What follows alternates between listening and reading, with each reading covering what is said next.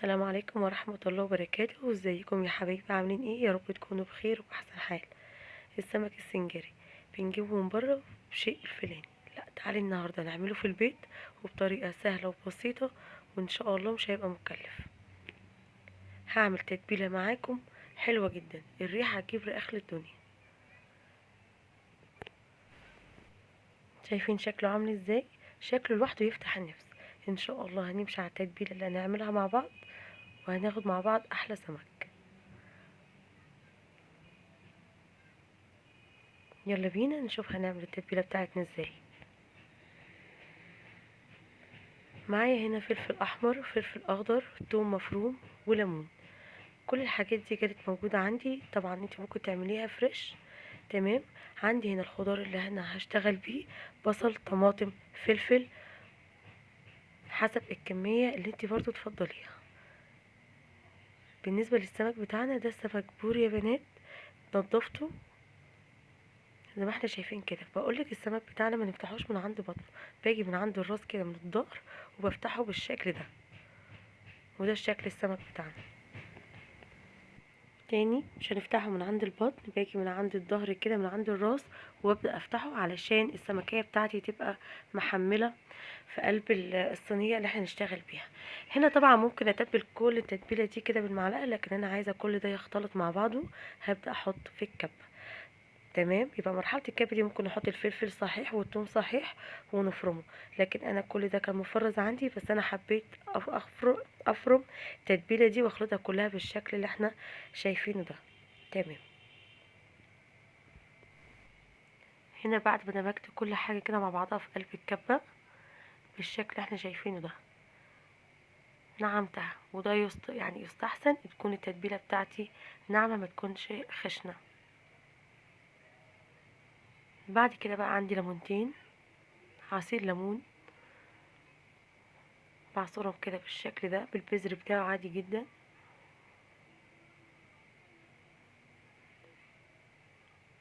تمام. عندي هنا معلقتين خل كبار، عندي معلقة كبيرة من الكمون، معلقة من الملح، معلقة من الكزبرة الناشفة. بعد كده بقلب التتبيلة دي كلها كده وبركنها على جنب، علشان ده العامل الأساسي بتاعنا.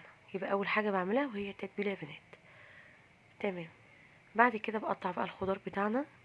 هجيب البصل بتاعي اقطعه جوانح بالشكل اللي احنا شايفينه ده، ويستحسن يكون الخضار بتاعي لما بقطعه سميك علشان يستحمل معايا النار، ما يتحرقش بسرعة. قطعت البصل جوانح كده. تمام. وزي ما قلتلك ان الخضار حسب الرغبة بتاعتك، يعني تقللي تكتري حسب ما تحبي. وكمان الطماطم قطعتها حلق بالشكل اللي احنا شايفينه ده. طيب ممكن نقطع الخضار زي السلطة؟ تمام، ممكن جدا. ممكن ناخد الخضار ده مع معلقة زيت كده على النار ونشوحه. تمام. بس انا بفضل الخضار بتاعي بيبقى ني على السمكية بتاعتي، بحيث انها تشرب كده من التوابل وتاخد كده الحرارة بتاعت النار، ويبقى طعمها وريحتها في منتهى الجمال. جربي الطريقة دي وقوليلي في التعليقات ان شاء الله. انا كده طبعا قطعت البصل وقطعت الطماطم وقطعت الفلفل، قطعت الخضار الكمية طبعا المناسبة بتاعتي. تمام يا بنات. عندي بقى التتبيلة اللي احنا عملناها مع بعض، باخد ربعها كده او 3 4 معالق كبار، وببدأ احطهم على الخضار علشان الخضار بتاعي يشرب كده من التتبيلة اللي احنا عملناها، اللي هي عبارة عن فلفل اخضر وفلفل احمر وتوم والتوابل الجميله اللي احنا حطيناها، واهم حاجه الليمون والخل.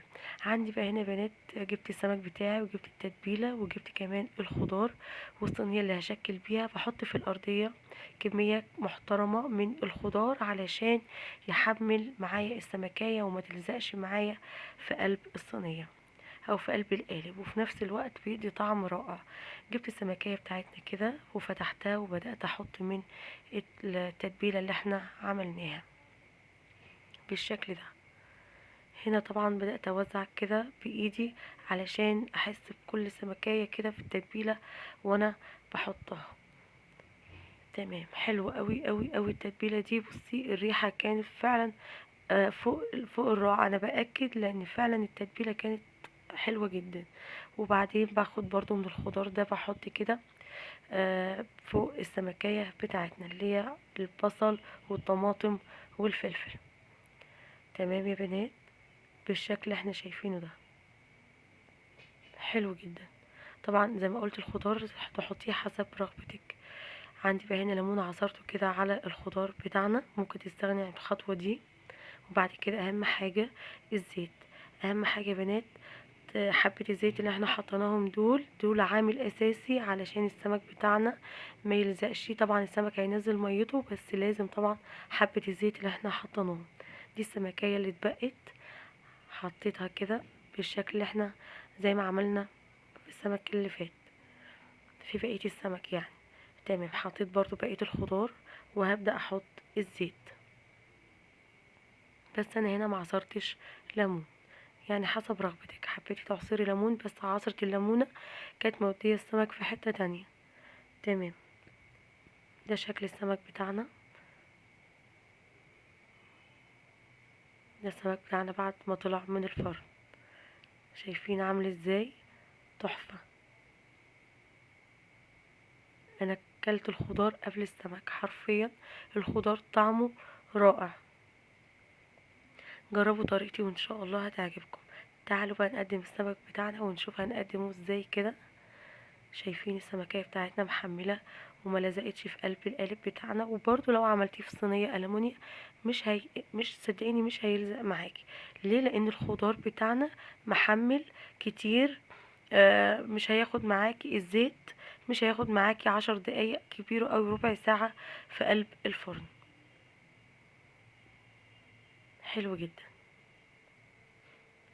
نقدمه كده بطريقة حلوة وان شاء الله بإذن الله جربي طريقة التتبيلة بتاعتي وان شاء الله هتعجبك. وصحتين وهنا على قلوبكم. اهم حاجة متنسونيش في اللايك واشتراك للقناة وتفعيل الجرس عشان يوصلكم مني كل جديد. السلام عليكم ورحمة الله وبركاته.